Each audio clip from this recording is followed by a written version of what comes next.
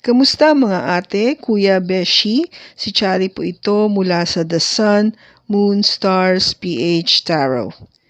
Ipapaalam ko lang po na ito po ay isang general read o pangkahalatang pagbabasa at maaring hindi lahat ay magtugma sa inyong sitwasyon. I-check din nyo ang inyong Moon, Rising at Venus sign. Baka doon mas tumugma ang read para sa inyo. At kung ang mensahe ay tama sa inyo, paki-like lang po at mag-subscribe kung hindi pa ninyo ito ginagawa. Okay, mag-umpisa na po tayo.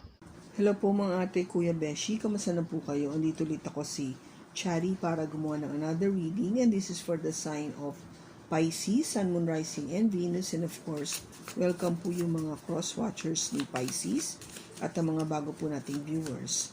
Tignan po natin ngayon kung anong mensahe ang ating mababasa para sa iyo, Pisces.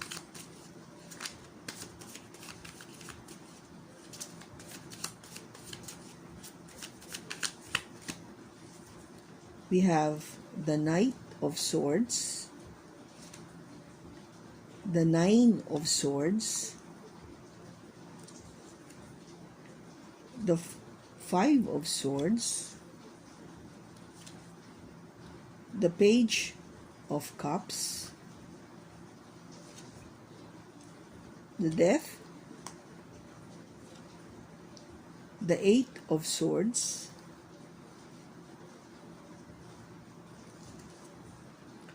the Chariot, the Ace of Cups, the Page of Pentacles, and the Knight of Wands. Bottom niya is the Three of Swords.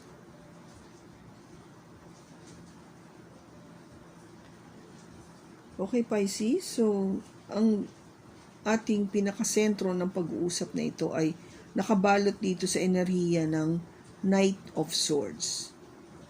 Ito ay isang mabilis na enerhiya na you want something done quickly. May speed, kung gaba, parang halika na, madaliin na natin, gawin na natin.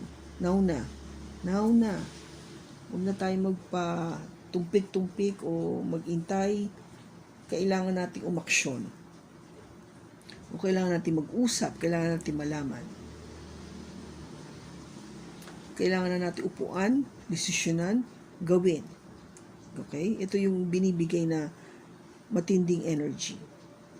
Now, what's crossing it is because pag hindi mo pa nagawa ito, is talagang sobra na yung pag-iisip mo. Nag-worry ka na kasi. Marami ka ng, yung pinag-aalala. Hindi ka na makatulog, hindi mo na maintindihan kung ano yung dapat gawin. Okay? Kasi yung nakaraan mo is the Five of Swords. Meron kang pinag-iisipan mabuti na kung gaba ng gugulo sa isip mo, hindi ka mapakali. Kasi this, kung titignan mo, it's all swords. It's all about the mind. There's something that is bothering you so much na you wanted answers. No? Gusto mo na ng sagot. Kung gaba hindi ka na makapag-intay, you wanted to know already kung ano yung tanong mo, kung ano yung tanong mo, kaya gusto mo may sagot na. At ang nangyayari nga kasi, no, nakafocus ka dito sa isang bagay na akala mo wala ng pag-asa. Akala mo nakatali ka na doon. Pero sa totoo, hindi naman totoo yan eh. Kung gaba para, it's not true. Ikaw lang naman ang lagagay ng blindfold na yan sa sarili mo. Ikaw lang yung nagpikit ng mata mo para hindi mo makita yung katotohanan. So this is again, another sword card. So 4 na yung swords natin dito. It's really on your mind. Nasa isip mo lang ito, Pisces. You are the one putting this burden to yourself through thinking so much. Kung gaba you overthink, you overanalyze. Kung gaba pwedeng hindi naman, di ba? Pwede namang hindi. Kasi sa akin, Pisces K. you should be using your power, which is your intuition. And it doesn't need much of your thinking, your head. Hindi ka earth sign. Earth sign use their mind, or hindi ka air sign. No?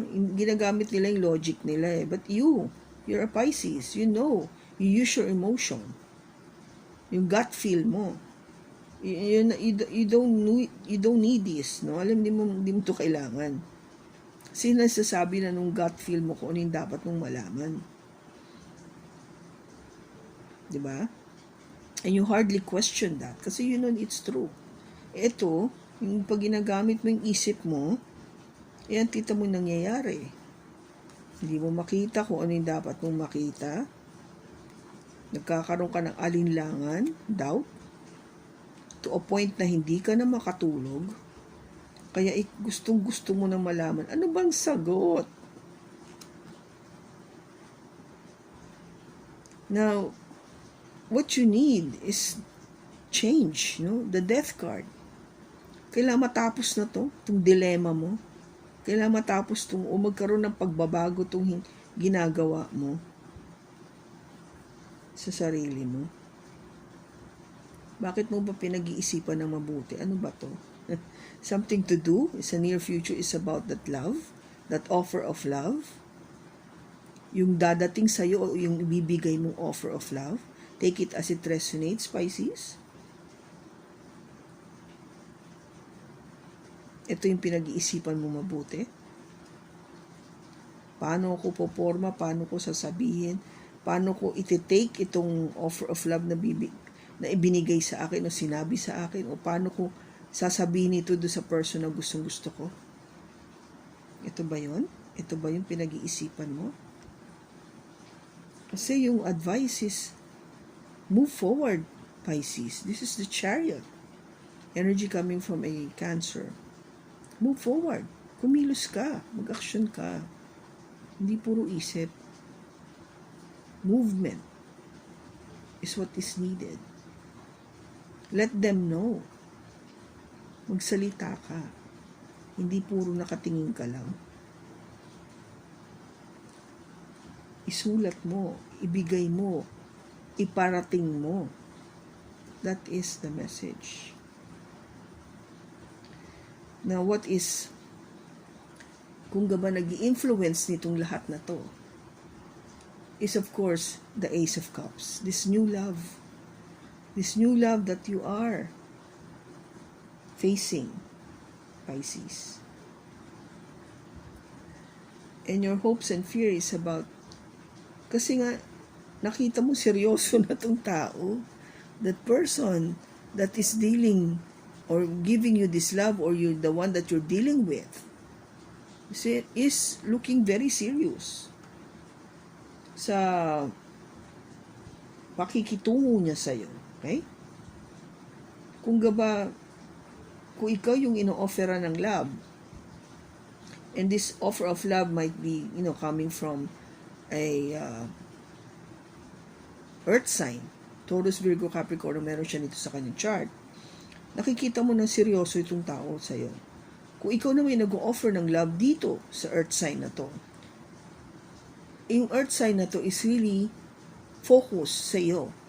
I mean, tinitake niya yung every word that you say to be something na talagang dapat pag-isipan, something very serious, na seryoso ka sa kanya. Kaya kung gaba parang yung attention niya sa'yo ando, nakatutok sa'yo kung gaba. Okay? Ikaw naman, kaya pinag-iisipan mo mabuti. Kung gaba, yung tipo ditong nagpa-practice ka pa no? Na, ayan, paano ko nga ba ito ipapakita? Paano ko sasabihin na, ito yung aking pagmamahal sa'yo. No? Something like that. Kasi this page, it's just, I'm very curious. Kasi nakaharap siya sa isang kung gaba a portrait, no? I think this depiction is trying to say na I'm trying to paint my emotion. Pinapakita ko through my paintings kung ano yung nararamdaman ko sa iyo. No, I'm trying to illustrate. No, this is the word. to illustrate, ginuguhit ko o pinapakita ko sa iyo kung gaano yung emosyon ko para sa iyo. Okay? And I want you to see that. Gusto kong makita mo yon, yung kung ang gaano yung pagmamahal ko para sa iyo. And I think you're effective naman kasi nakikita naman ng person mo na seryoso ka eh. Wala kang dapat ipangamba. Okay? Now, the outcome is the Knight of Wands. Ang ano dito sa Knight of Wands kasi is something that is truly passionate. The Wands are very passionate people, you know. And also, they're fun to be with. Masarap silang kasama. You want this relationship to be something very passionate and very fun. Aside, of course, the fact that you love the person. But of course, yung binibigay kasing energy nitong Knight of Wands is something na hindi pa ganun ka-stable. Hindi pa ganun katatag. And maybe this is what you need to work on. Mapagtrabahuhan na maging mas solid, gaba? Mas sure yung relationship na to. Kung gaba there's something na parang ganun. Hindi pa. Kaya to a point na parang baka magkaroon lang ako ng heartache dito. Three of Swords, no? Baka magkaroon ako ng heartache. At magkaroon ako ng regrets, no? With the Four of Cups. Kung nagkaroon ng heartache dito, syempre magkaka-regrets ako na bakit ba pinormahan ko pa tong tao na to? O bakit pa tinanggap-tanggap ko pa tong tao na to? O bakit ko ba in-entertain itong tao na to? Now, of course, with the Five of Wands is, ayan, nagkaroon tuloy ng gulo. Naggulo tuloy ako. Nagkaroon ako ng question sa aking pag-iisip. As if there is this conflict between me and myself and dun sa person ko. No? And even to a point na baka pati yung mga tropa ko, pamilya ko, ka-office mate ko, kung sino may nakakaalam, nagugulo na, naapektuhan na rin. Kasi nga with the moon, this is your energy, Pisces, hindi mo kasi makita eh. You're still unaware of what's happening or what's gonna happen, kung anong mangyayari. Hindi mo nakikita. Hindi naman kasi lahat pinapakita sa atin, di ba? Kasi meron tayong mga kailangang malaman eventually or later on. Kasi yung purpose nun is because we need to learn along the way. Hindi natin matututunan yun kung alam na natin lahat, di ba? Kaya may mga bagay na tinatago, kinukubli sa atin. Hindi agad pinapaalam. Yung energy natin, sinisikreto, no? Something is being kept secret at this stage. And, syempre pag ganon, medyo ano ka pa eh, natatakot ka. There is this fear na baka magkaroon lang ako ng, o ano ba yan? Magkaroon ako ng, ma-broken heart ako. That's the word. Ma-broken heart ako dito. Okay? So, let's clarify. Bakit andito yung Knight of Wands? Andito yung Knight of Wands. We have the Temperance, the Knight of Pentacles, and the Two of Wands. Bottom niya is the Hierophant. Okay, so kung bakit hindi ka pa totally sure na this is an energy na sabi ko nga sa'yo is very temporary pa.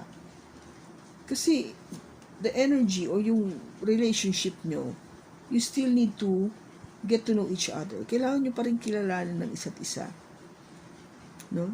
Hindi agad-agad na ganon. You need to go through that process of getting to know each other. And that would take time. Oras, panahon, taon ang tinatapo natin dyan para makilala mo isang tao. To be sure. To be sure, to be able to make that decision. Yes na, ito na nga yung tao na to. Diba? Kasi hindi naman talaga na pang ilang buwan lang kayo, kilalang-kilala mo na ba to? Hindi, di ba? Maraming pagkakataon at taon ang tinatapon natin. Yung iba nga, kasal na't lahat, hindi pa rin totally kakilala yung tao na yun. Eh. But what I'm saying is, at least, meron kayong pinagdaanan, tumagal kayo ng ilang taon na masasabi mo na, oo, ano ko na to, kung nababasa ko na tong tao na to kahit papano. Hindi yung totally wala kang idea.